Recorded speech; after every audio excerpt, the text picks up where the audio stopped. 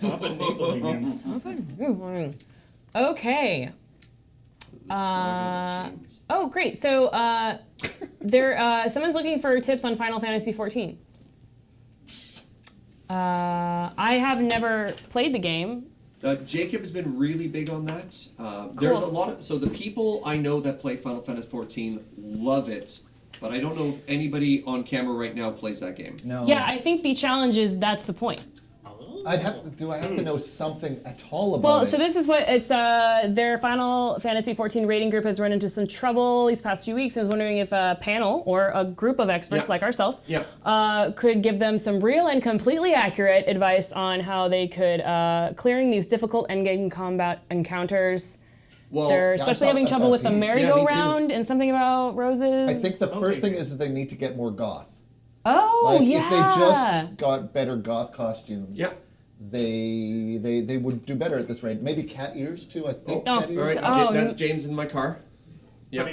I also noticed that a lot of the characters seem to be really elongated. Maybe like if they they're just all got tall, maybe if and they they've just all got got like shorter. flowing parts. You know, maybe they need to be a little stockier. Little stockier, shorter. Yeah, so 14 is the how many feet tall? Or Canada, meters tall? Yeah, because they kind of They're all all 4 look, feet tall. So yeah. they all look like they're 8 or 9 feet tall, which is possible, but not likely. So maybe just a stockier, more cat ears, more goth. What about you, Serge? I played MMOs for a while. I've recently relapsed into World of Warcraft, and if there's one piece of advice I could give to any raiding party, it's more dots. You gotta have more dots. Okay, but not so many Warcraft. What's up? Hey, what's up, Sarah? More dots. More dots. More dots. 50 DKP minus. Oh, another penalty for you, Serge. Oh, no. It's okay, I'll pass this one on to James as well. Paxton, what's your MMO experience like? Lots of World of Warcraft in the past, but I haven't played any in ages. So with that experience, your tips would be make sure you sharpen your sword? I don't know. Yeah. Careful, the Final Fantasy XIV player just showed up. Oh, perfect, great. We will give some great advice. Okay, so... we didn't cut off Paxton there. No, I got nothing. Okay. Colin? Okay, so what you need to do is half A press through the wall on the northeast side. That'll glitch you behind the stage. And then you bring out your icebreaker, which has unlimited sniper ammo, and you just take a shot at Sepix Prime. There, switch back to your other sniper rifle, reload, and Destiny, sorry. Yeah, have they tried skipping the boss? Oh yeah, that's a true thing. I think there's an option for diplomacy where you're just like, hey, here's, because it says something about roses. You give them a rose, and then they're like, oh, and then you like make out, and then you win. Have you tried smooching the bosses? Yes, smooching. That's always a good option. And Julie? Is that the strategy you use?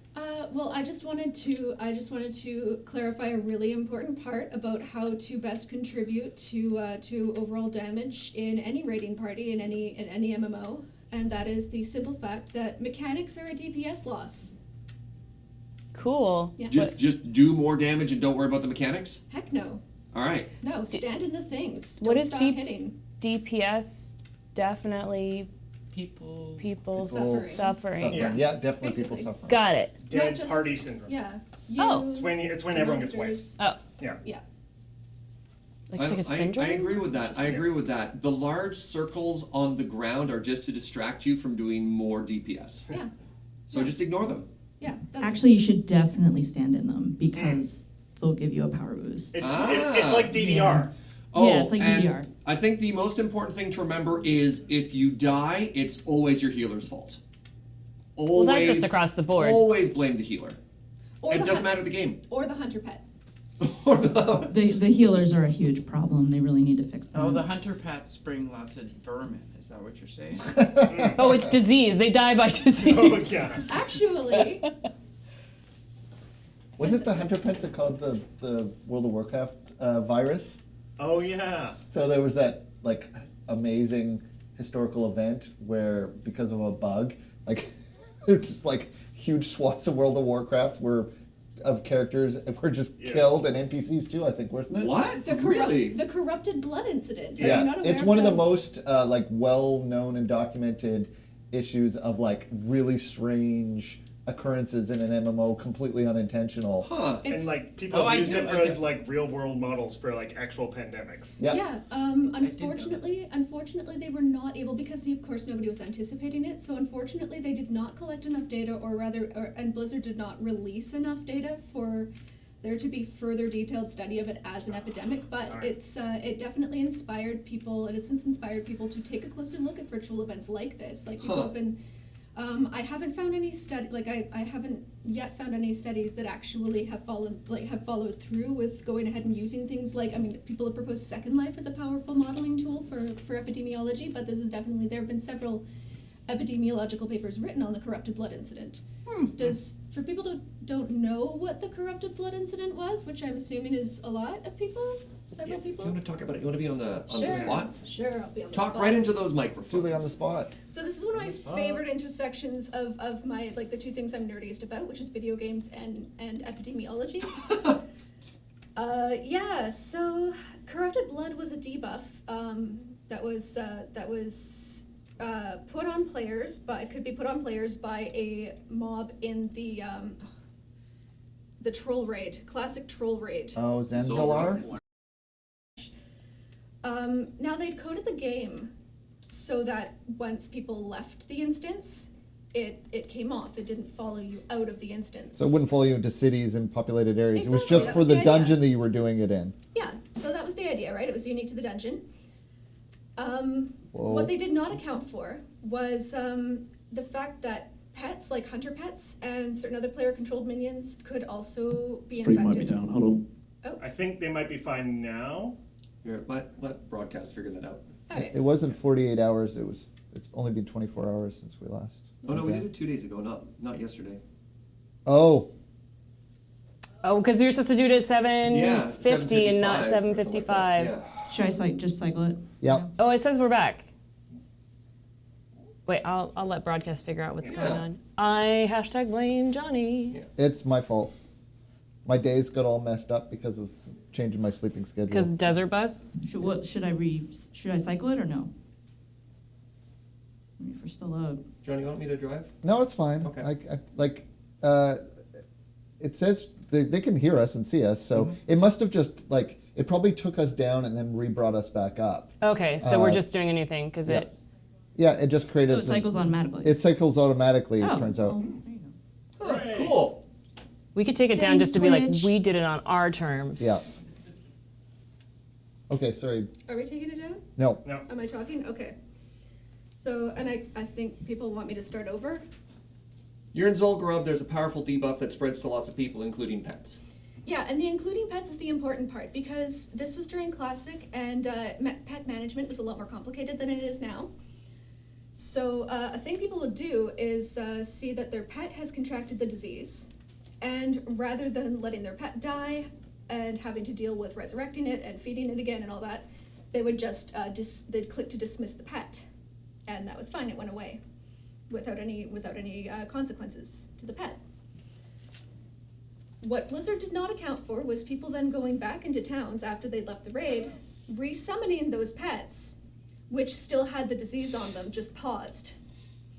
And that's how the disease made it into the player cities. The very densely packed player cities. So we then saw the rise of there were two major disease reservoirs for corrupted blood. One was the hunter pets, which was that was kind of more the vector. That was the vector of transmission from Zul'Gurub into the rest of Azeroth. But then another really important disease reservoir population emerged in the form of city NPCs, things like shopkeepers, innkeepers, and whatnot, who were just as susceptible to the disease, but as a protective measure in the game to prevent against players from enemy factions who like to come in and raid the enemy cities. It's kind of a pain it's always a pain when the Alliance comes in and sacks all of your auction masters. Sure, yeah. And stuff, so they give those NPCs an unnaturally high health pool to prevent that. So So the NPC health pool was so high that the NPCs didn't actually die of corrupted blood. They just became Typhoid Marys. Yeah, basically they just stand there, and every time you go to the auction house or whatever, or venge your grays, you pick it up again. Regenerate enough that they would always have it, or would they eventually die? But at that point, it's the cycle of retransmission. I don't think the NPCs could actually die from it. I think because it falls off, but then they get reinfected again, and so it just cycles because you don't. So another so that's another aspect of this game that makes it that made it difficult to control is that you don't actually acquire immunity. You can't acquire immunity from it.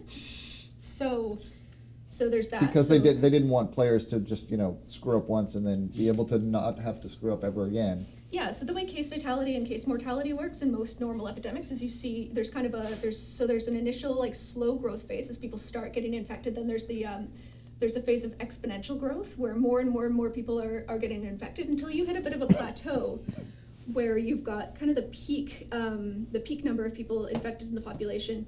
And then you start to see it eventually decline as people recover or die or whatever. The people who survive have acquired immunity. You get fewer and fewer new acquired cases, and it eventually fades away into the background. Because you don't have that mechanism of acquired immunity with corrupted blood, you just keep going.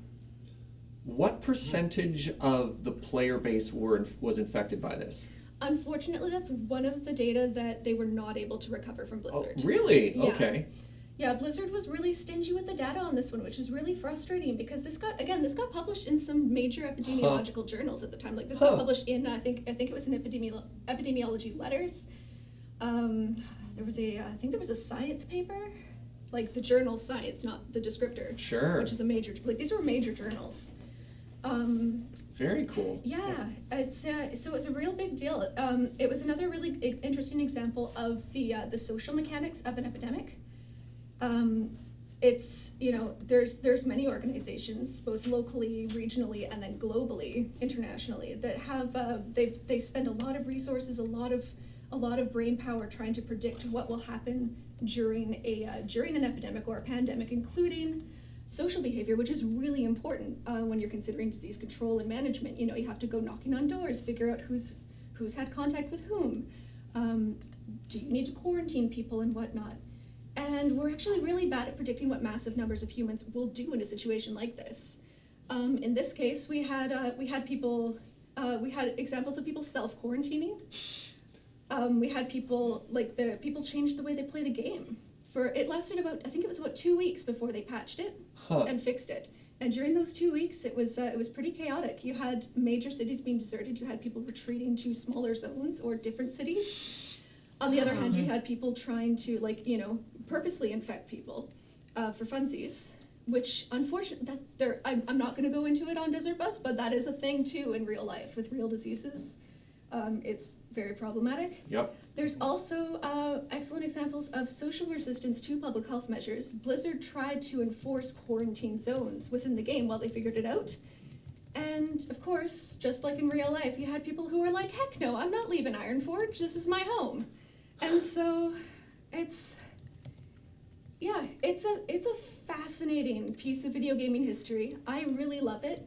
And actually, I found it from a friend who works in the Ministry of Health here in town. I met her for coffee a few weeks ago, and I had just been nerding out over this again before I met up with her. And then we were sitting down for coffee, and she's like, "You know what they just passed around at my office?" And it was a leaflet on the corrupted blood incident. Oh, wow. As an example of the unpredictable social response to disease management in a public health scenario. So yeah, corrupted blood. Thank you. So I think the important takeaways for the Final Fantasy XIV raid is cite your sources, have your veterinarian on speed dial, and that's pretty much that's our advice. Yeah. Dang. And as a quick postscript, no, this cannot happen in WoW Classic because the patch version that is live in Classic is a patch after the patch that fixed the corrupted blood debuff in Silgrib. So, one time only. Serge, can you go to the front here? I have something for you to read, and it's going to be awesome because it's about yourself. Okay. All right. I guess I will read this out loud. Okay. Yeah. No, she's just gonna stand We might there and need read some quietly. like soft, dramatic Sure. music. Do I get to know the tone of this or? It's you're reading a fan letter to yourself. Oh, okay. Well, then deal. Hey, boss. Hey, chat. It's your boy Vezin46. What's up, friend? How are things? I'm doing well. Thanks for asking. Anyway, I just wanted to highlight a subsection of the Learning Ready Run family, if you'll allow me. That group being Serge and his brew crew. What started off as a simple, oh, hey, they watch the same streamer that I do, has quickly turned